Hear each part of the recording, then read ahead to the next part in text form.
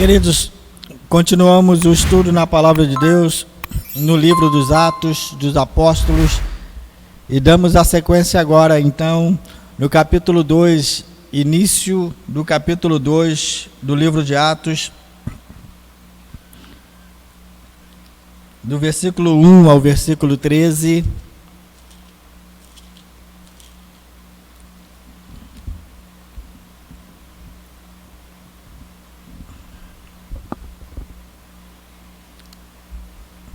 Livro dos Atos dos Apóstolos, capítulo 2, do versículo 1 ao versículo 13.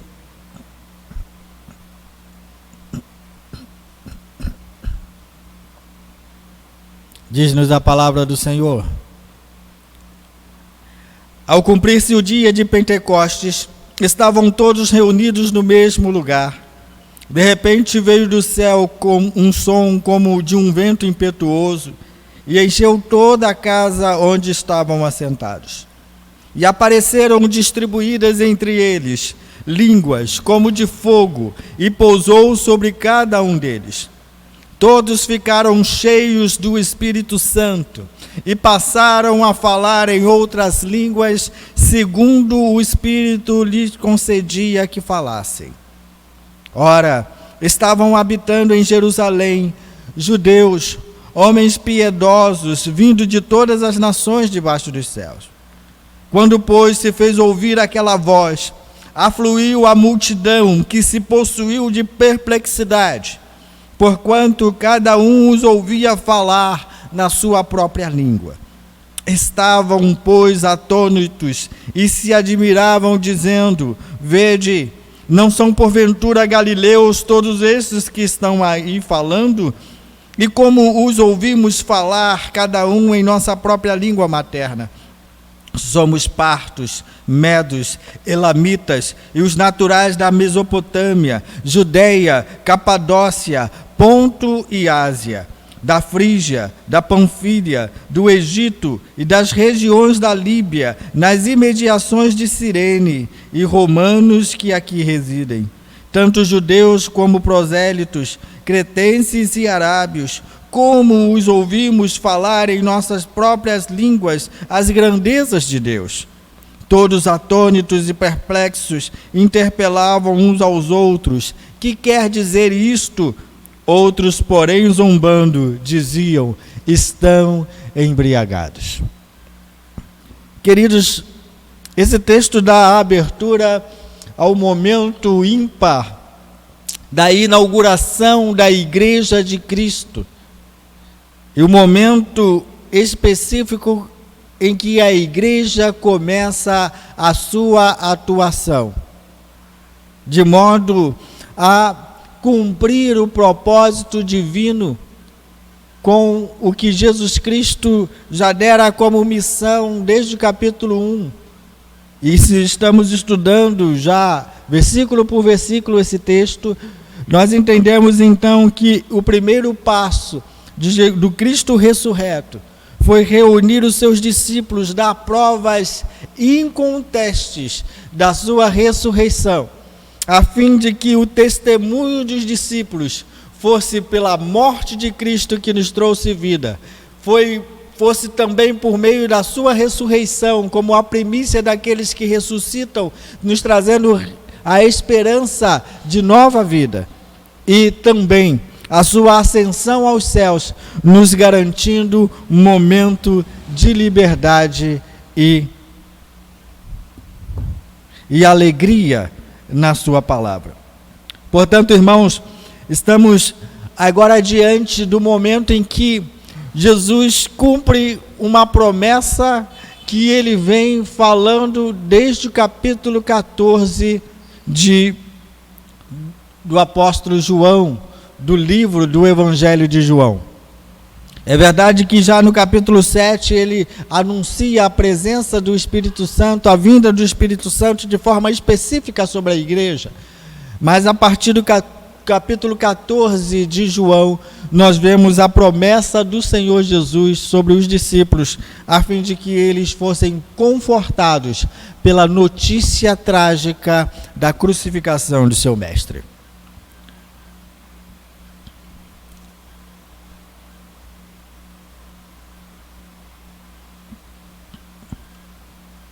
E chegamos então ao momento do capítulo 2, onde a igreja está esperando o momento específico em que Cristo cumpre a sua promessa de enviar o seu Espírito Santo, a fim de que jamais ele pudesse se afastar da vida da igreja. Falaremos nesse dia, nesse ato, da ação do Espírito Santo e como ele, de maneira diferente, age hoje na sua igreja, de forma diferente como ele agia no Antigo Testamento.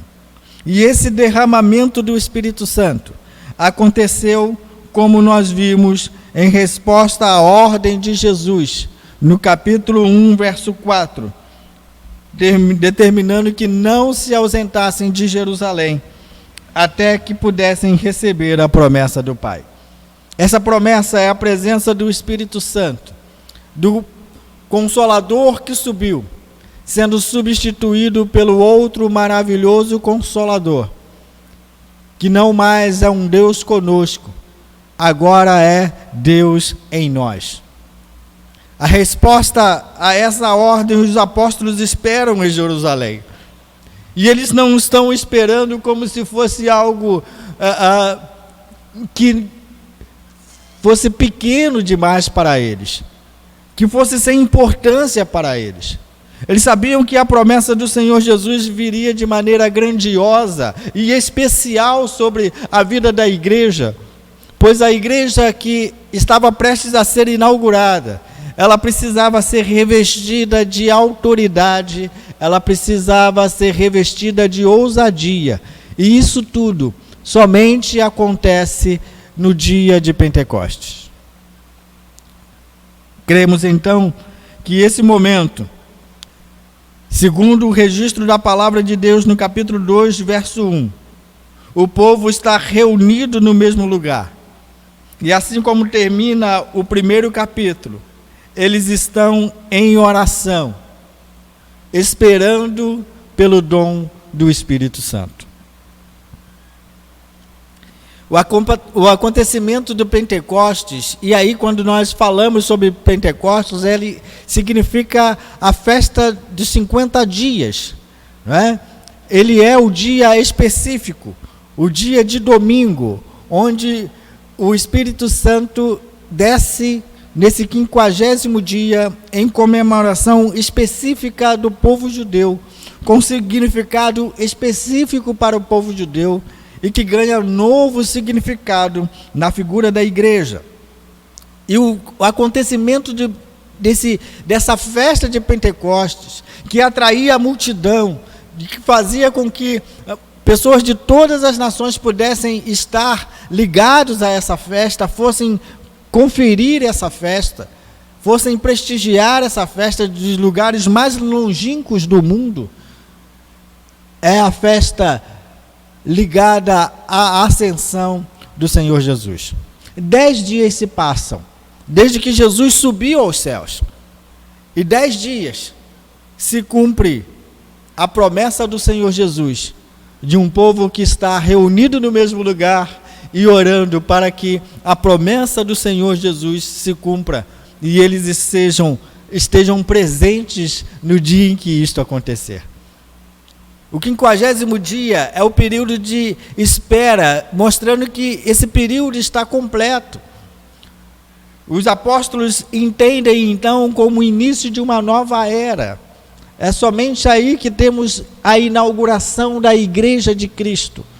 A igreja que ele anuncia lá no capítulo 16 de Mateus, da igreja que ele implantou, e ele, como cabeça, leva a extensão do seu próprio corpo, com a figura dos remidos e redimidos que ele comprou com seu próprio sangue, tem a sua inauguração dos seus primeiros passos, dos seus passos iniciais, com a inauguração do batismo do Pentecostes.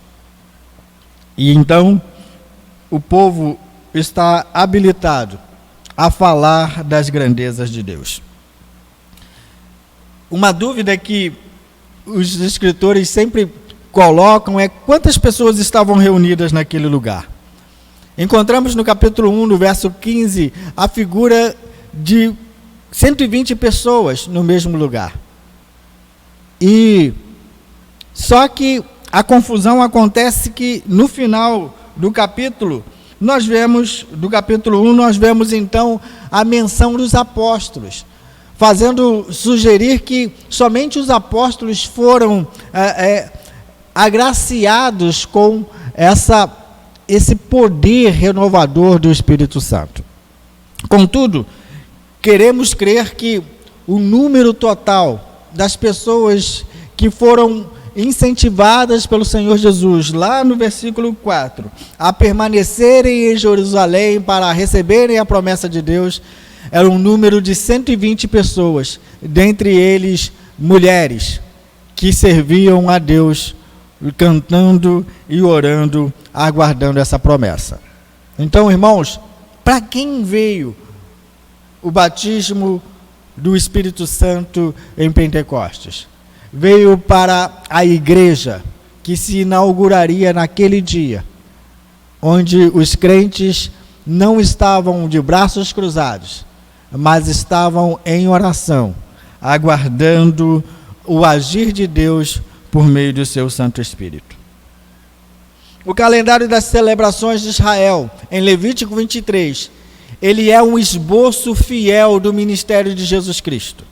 Encontramos em Levítico 23 a menção das 3 festas: Páscoas, Primícias e Pentecostes. Essas 3 festas é o cumprimento exato do período de crucificação, ressurreição, ascensão e a vinda do Espírito Santo. Então, o ministério de Cristo é encontrado dentro desse esboço, nessas 3 festas que ocorrem no evento no período de 50 dias. Em 50 dias, Cristo morre, ressuscita, se apresenta aos discípulos, sobe aos céus com a promessa de que enviaria o seu Santo Espírito. Em 50 dias, exatamente, a promessa se cumpre. A Páscoa retrata a morte do Cordeiro de Deus. Lemos isso no Evangelho de João, capítulo 1, verso 29. 1 Coríntios 5, 7. A identificação de que a Páscoa era a oferta de Deus, enviando o seu Filho, a figura do Cordeiro imolado, o Cordeiro Pascal, que serviria para alimentar o povo de Israel na fuga do Egito, agora na figura da igreja. O Cristo, a Páscoa, o Cordeiro Pascal, que é a palavra viva e serve de alimento para a sua igreja. A festa das primícias representa a ressurreição de Cristo dentre os mortos. Ou seja, sendo ele o primeiro dos que dormem, ele também foi o primeiro a ressurgir, para que pela sua ressurreição alimentássemos a esperança de nova vida. Então, queridos, a festa das primícias está conectada com a ressurreição de Cristo dentre os mortos, a fim de que a igreja nutra a esperança, a certeza de que, assim como o seu mestre ressuscitou, nós também seremos dotados de nova vida na eternidade. O terceiro ato é a festa de Pentecostes, que retrata a formação da igreja, que é o momento inicial, a inauguração da igreja, os primeiros passos daqueles que, através da sua oração, agora são revestidos de poder e saem do seu lugar, saem do seu conforto, para poder fazer com que o Evangelho, segundo a ordem de Jesus, alcance as extremidades do mundo. Em Pentecoste, os judeus comemoravam a entrega da lei, e a igreja que ora se inicia comemoram a dádiva do Espírito Santo à igreja. Então, diferentemente para os cristãos, temos uma noção, uma ideia, uma concepção diferente do que é o Pentecoste para nós. O Pentecoste é o momento da inauguração da igreja com a presença do Espírito Santo dando validade e autonomia ao ato daqueles que são redimidos por Cristo.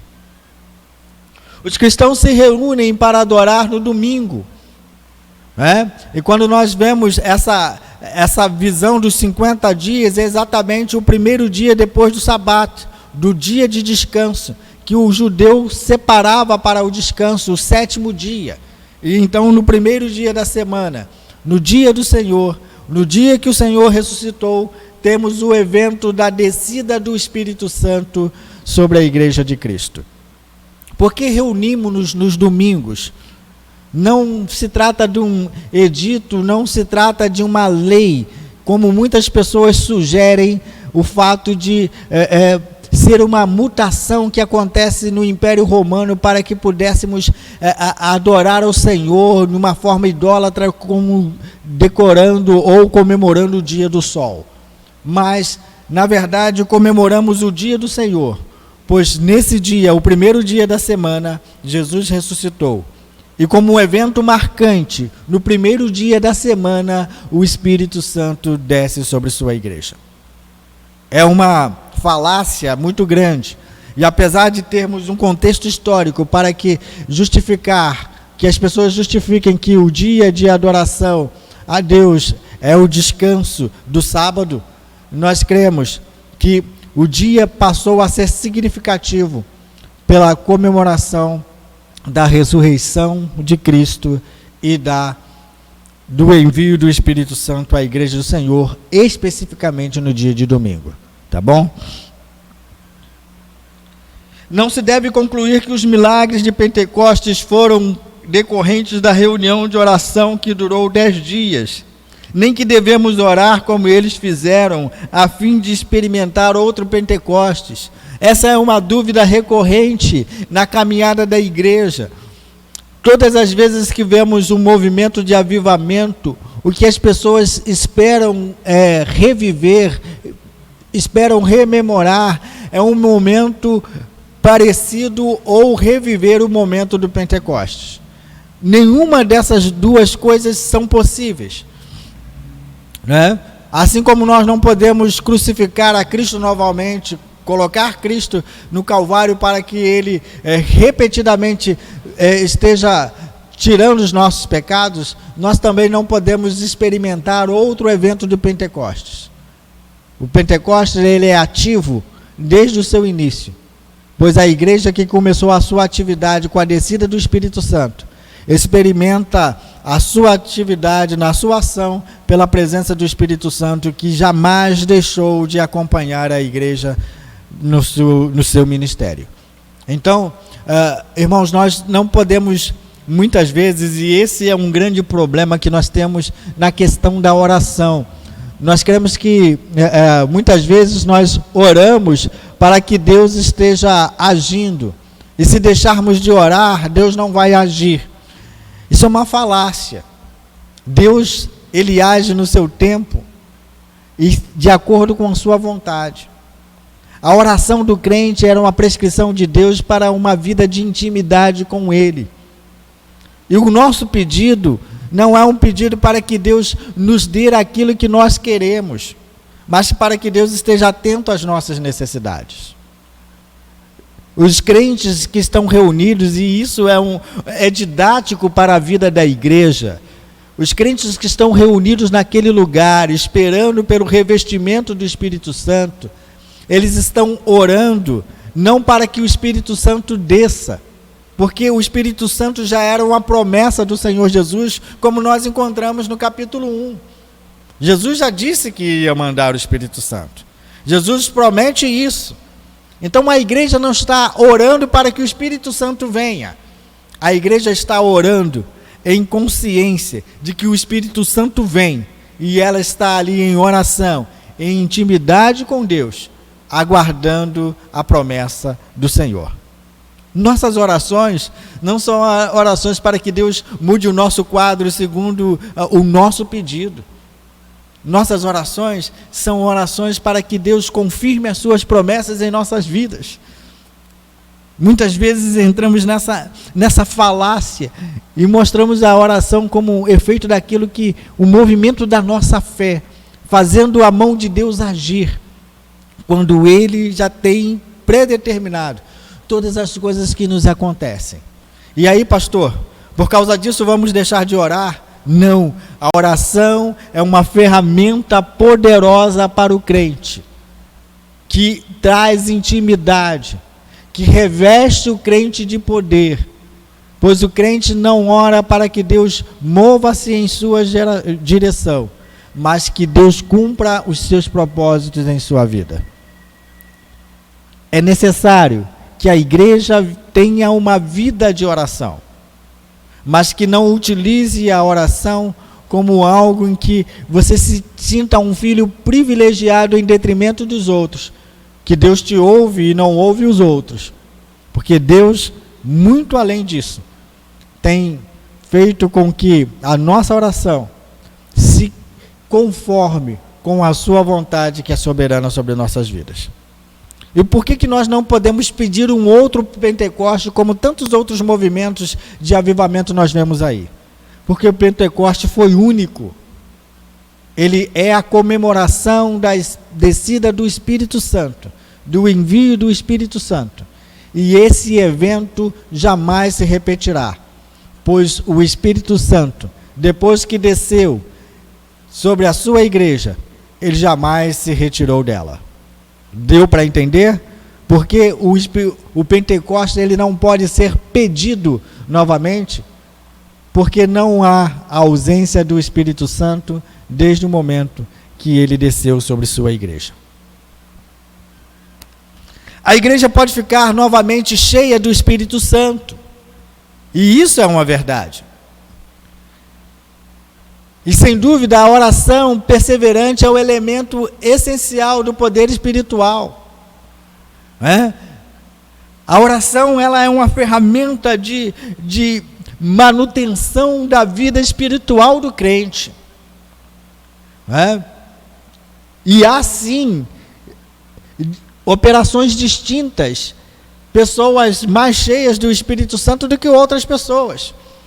Porque à medida que nos envolvemos com Deus, à medida em que a nossa vida é dedicada a Deus, é natural que sejamos mais revestidos do Espírito Santo do que qualquer outra pessoa que, ao receber Jesus Cristo no seu coração, está vivendo a sua vida como um crente, esperando a volta do Senhor Jesus, mas não tem uma vida de oração, não tem uma vida de envolvimento no Evangelho. Isso é diferente. Então você vai encontrar graus distintos de pessoas que estão plenamente cheias do Espírito Santo e outras que estão menos por causa do seu envolvimento com a Igreja de Cristo. Então são coisas distintas, mas não há condição de pedirmos um novo Pentecostes, porque o Espírito que veio sobre a Igreja de Cristo jamais se ausentou dela. Não é cabível, então, pedir um outro Calvário, que Cristo morra novamente por nós. Então não é cabível pedir um novo Pentecoste.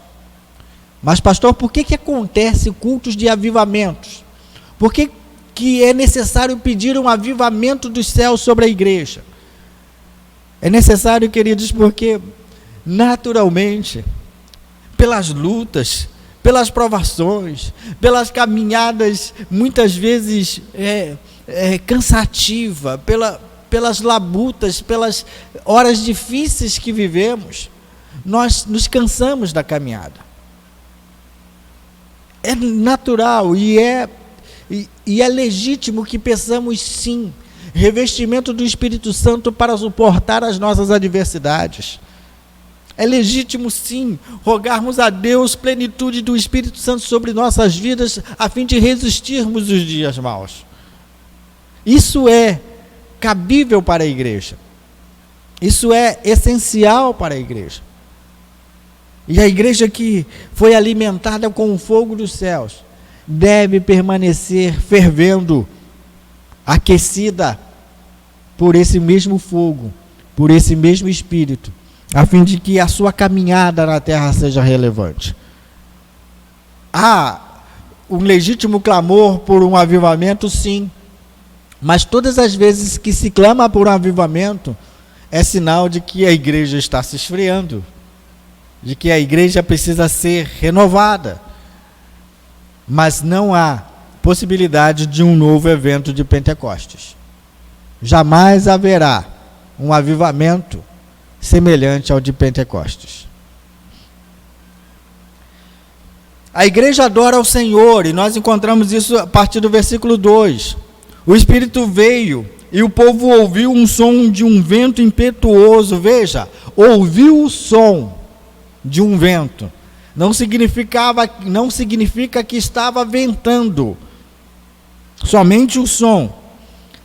Mas eles viram línguas de fogo, eles viram o fogo do Senhor sendo repartidas para cada pessoa que estava ali adorando ao Senhor. O Espírito Santo batizou e encheu os cristãos.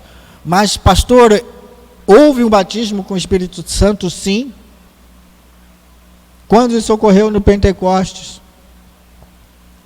Mas o batismo do Espírito Santo é a descida do Espírito Santo controlando e dirigindo a sua igreja para o propósito que Cristo definiu para ela. Não são coisas que determinam o efeito. Muitas vezes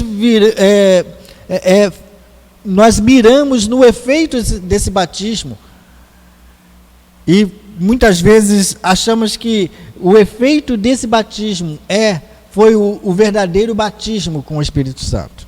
O batismo do Espírito Santo foi a ousadia conferida para a igreja para sair de 4 paredes e alcançar o mundo. Isso é o batismo com o Espírito Santo. Mas, pastor, e as línguas repartidas? E o fogo e as línguas eram as consequências de uma vida batizada que recebeu o Espírito Santo. Temos esse problema hoje?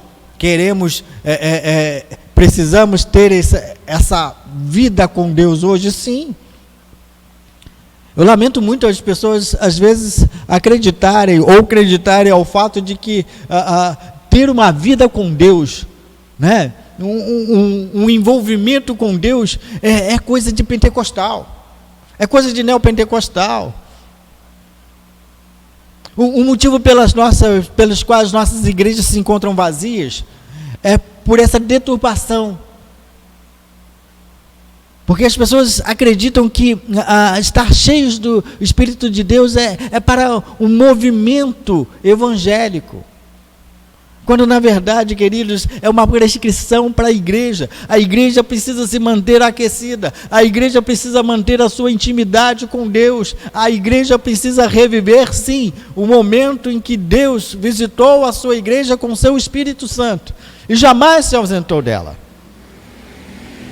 Lamentamos muito o fato das pessoas acharem que estar envolvido com Deus, exercer uma vida de oração, ter uma vida de piedade, ter uma vida de desejo pela casa do Senhor, é uma vida de pessoas que estão alienadas, são pessoas supersticiosas.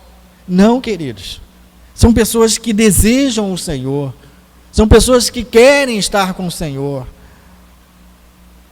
Lamentamos muito o fato de que o ensino da palavra de Deus seja tão desmerecido em igrejas históricas, porque muitas vezes acreditam que essa premissa de viver uma igreja quente, uma igreja fervendo, uma igreja aquecida pelo Espírito Santo, está reservada a um nicho do meio evangélico, quando na verdade essa é uma promessa para a igreja de Cristo. É uma promessa para a igreja de Cristo. A igreja presbiteriana jamais advogou o fato de abrir mão desse princípio de oração, de vida com Deus, de ação com Deus. E muitas vezes as pessoas se equivocam nessa questão. A igreja deve permanecer do mesmo jeito como ela foi programada por Deus ali em Atos 2. E se isso não está acontecendo, peçamos a Deus avivamento para que a igreja seja devidamente restaurada. O Espírito Santo deu poder a Pedro para pregar e tocou o coração dos ouvintes, de modo que 3.000 dentre os presentes creram em Cristo e foram salvos. A primeira pregação do Evangelho, meus amados irmãos, foi uma pregação tão eficaz que não foram traduzidas pelas palavras dos apóstolos, mas pela ação do Espírito Santo. Quantas vezes, como pregadores da palavra de Deus, quantas vezes, como igreja, queremos exigir uma boa oratória do pastor, uma boa oratória do pregador, quando na verdade o que o pregador precisa é estar dependente do Espírito Santo. É para isso que a igreja deve orar. É com esse objetivo que a igreja deve viver. Porque muitas vezes queremos pessoas materialmente capacitadas. E isso não é ruim, é ideal. Mas toda e qualquer letra, toda e qualquer palavra, por mais bonita que ela seja, sem o auxílio do Espírito Santo, redundará em nada, redundará em ineficácia. A igreja precisa orar para que as pessoas que sejam propagadoras da palavra do Evangelho de Cristo sejam pessoas dependentes de Deus, dependentes do Espírito Santo. Não era a fala de Pedro, não foi a pregação de Pedro em apontar os eventos históricos dos profetas para esclarecer aquele povo ignorante da salvação de Cristo, da realidade da salvação em Cristo, que promoveu a salvação. Foi o Espírito Santo que, usando o seu servo, fez com que o povo fosse tocado. Por quem? Pelo Espírito Santo, não pelas palavras de Pedro. As palavras são ferramentas poderosas, nós cremos nisso, mas quando só são ferramentas poderosas quando estamos devidamente na dependência do Espírito Santo. Não há, queridos, como acharmos que os nossos sermões, que muitas vezes pregamos domingo após domingo, pode fazer alguma coisa na vida de alguém, quando a nossa vida, a nossa caminhada está em dissonância com a vontade de Deus, com o desejo de Deus para cada um de nós. Ore pelo seu pastor, ore pela sua liderança, para que sejam homens cheios de Deus, e que ao explicar a palavra de Deus, contem estritamente com o auxílio do Espírito Santo. O Espírito Santo já estava operando antes do Pentecostes e havia se mostrado ativo na criação. Às vezes as pessoas começam a dizer, mas qual é o evento do Espírito Santo? Já expliquei aqui que muitas vezes as pessoas estão sempre modulando a ação da Trindade em momentos específicos da história, quando na verdade a Trindade ela é ativa nas três pessoas, em consonância, em concordância entre si, agindo da mesma forma. A criação, a Trindade está presente. O Espírito Santo pairava sobre a face das águas. É pelo Espírito Santo que as coisas vieram a existir, por meio da palavra, do verbo, por meio da vontade divina. A Trindade está ali, e o Espírito Santo tem a sua manifestação desde o momento da criação. No Antigo Testamento nós encontramos a história lá em Juízes, quando Deus tomava uma pessoa como instrumentos de libertação do povo de Israel, Porque quando você abre lá o livro de Juízes, a primeira coisa que você encontra como a necessidade de Deus usar alguém para libertar o povo de Israel é o fato de que o povo voltou-se a esquecer-se do Senhor.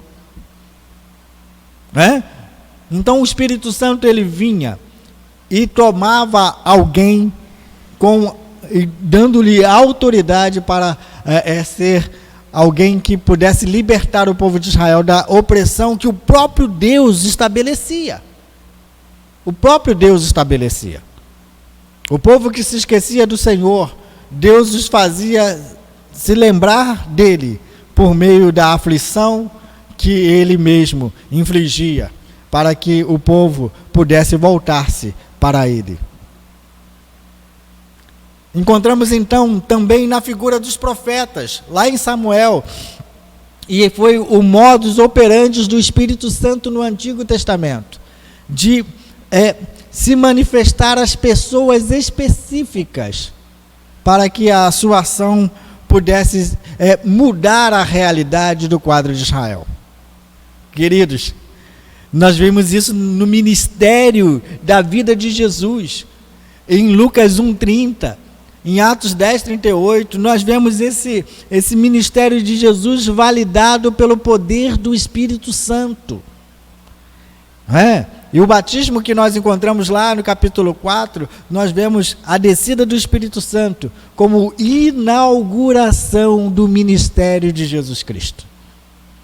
O Espírito Santo estava ativo no Antigo Testamento, mas ele veio de maneira especial para a sua igreja, porque ele não veio em momentos específicos para mudar o quadro de uma situação.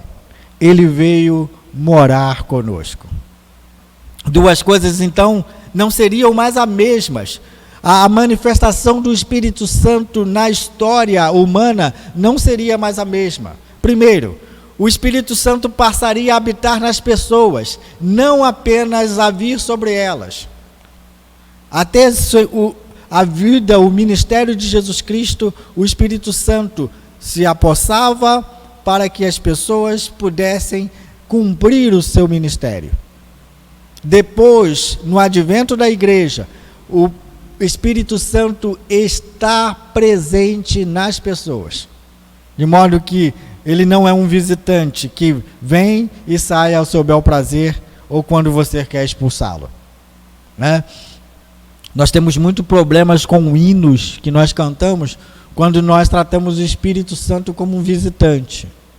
O Espírito Santo, ele é morador da sua igreja. Ele habita em nós.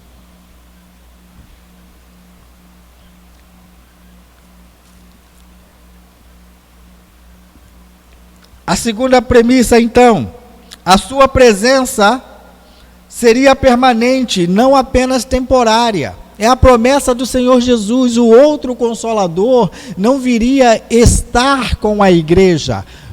O outro Consolador viria estar na igreja.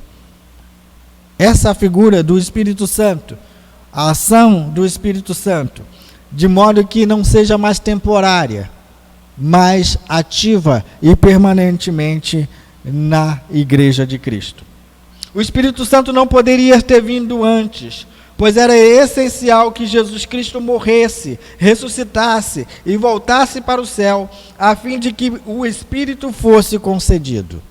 Nós encontramos isso em João 7, 37 e 19, o capítulo 14, como nós dizemos, capítulo 16, como promessa do Espírito Santo, do outro Consolador. Nós encontramos essa realidade. Mas por que ele veio?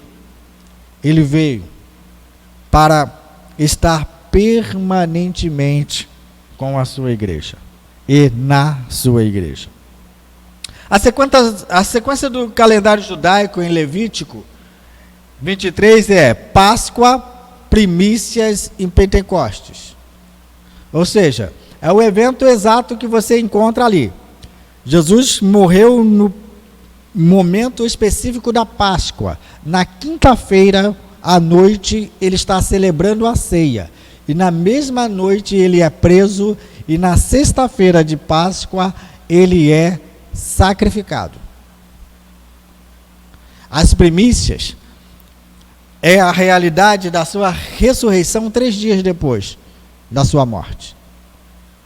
E o Pentecostes é o cumprimento da promessa do advento da igreja, dando sequência ao ministério de Jesus Cristo aqui na terra. Pois a igreja, depois que Cristo subiu, é legítima substituta do ministério de Cristo.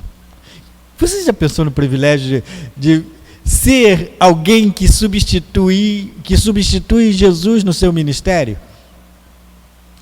Muitas vezes ignoramos essa realidade.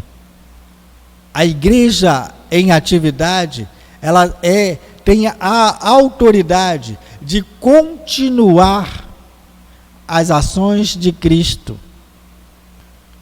As ações de Cristo. E às vezes nós não nos apercebemos dessa realidade.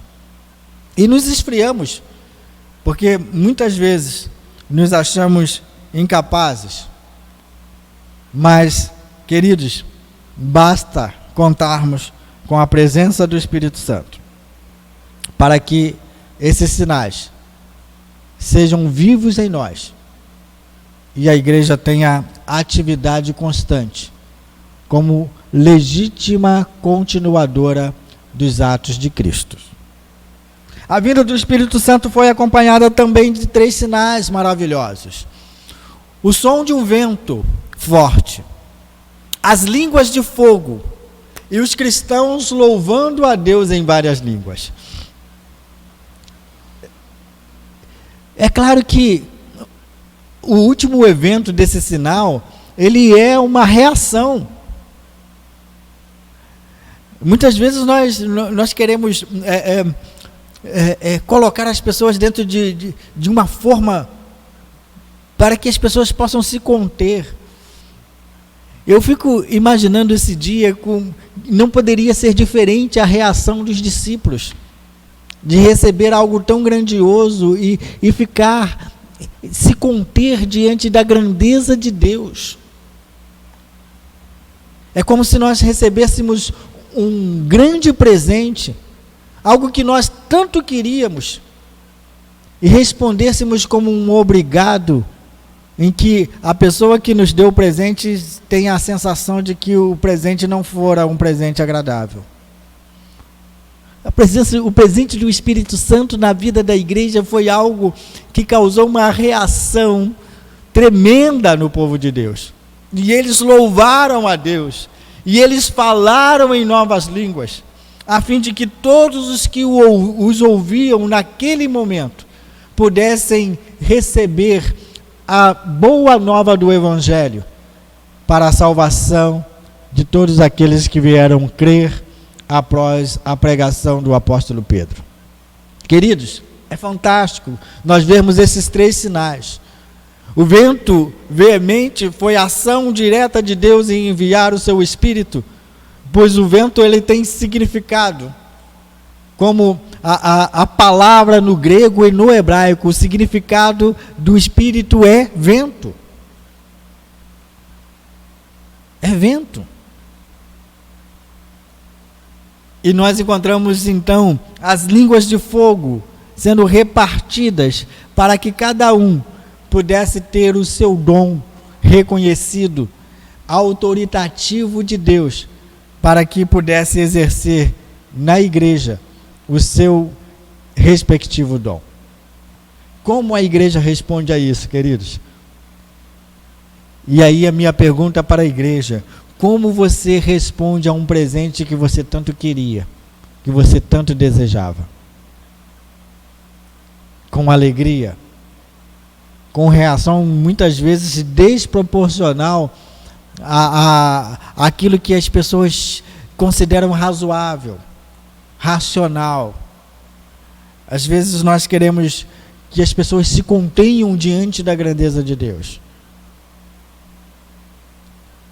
Outra dúvida que as pessoas sempre colocam, que um crente presbiteriano não pode glorificar a Deus, não pode dizer um glória a Deus, não pode dizer um aleluia. Queridos, quem é o pastor, quem são as pessoas, quem são os membros da igreja para limitar a alegria do seu coração? Para limitar o prazer da presença de Deus em você? Ninguém pode te limitar. Já houve tempo em que nas nossas igrejas alguém que dizia um glória a Deus um pouco mais alto, um aleluia um pouco mais alto, chamava a atenção dos outros. Mas não, queridos, isso não é privilégio de pentecostal não, queridos, de um nicho do evangelho não. É privilégio da igreja de Cristo. O que nós não adotamos é a ideia de que as pessoas façam isso por pressão, mas voluntariamente, na liberdade do Espírito Santo, faça isso com tranquilidade. Você não vai ser cerceado por glorificar a Deus, você não vai ser cerceado por louvar a Deus, não. Desde que isso seja um ato livre de manifestação da sua alegria no Espírito Santo. Que não seja algo forçado, mas que seja a evidência da manifestação de Deus em você. Não há como limitar o tamanho da sua alegria, o tamanho da sua satisfação, querendo que você seja razoável, quando você deve comemorar a presença de Deus em você. Tanto no hebraico como no grego, já expliquei isso aqui, até fui à frente. A palavra vento significa, a palavra usada para espírito significa vento. O povo não sentiu o vento, mas ouviu o seu som. Está lá na Bíblia escrito. As línguas de fogo simbolizavam o testemunho poderoso da igreja ao povo, né? Então, esse sinal, esse que acompanhou esse batismo, essa consequência do batismo, foram sinais visíveis para a edificação de quem estava presenciando o evento. A combinação de vento e fogo gera grandes labaredas. Uma igreja viva, queridos, necessariamente tem a presença do Espírito Santo. Necessariamente sente seu coração arder, como os discípulos no caminho de Emaús.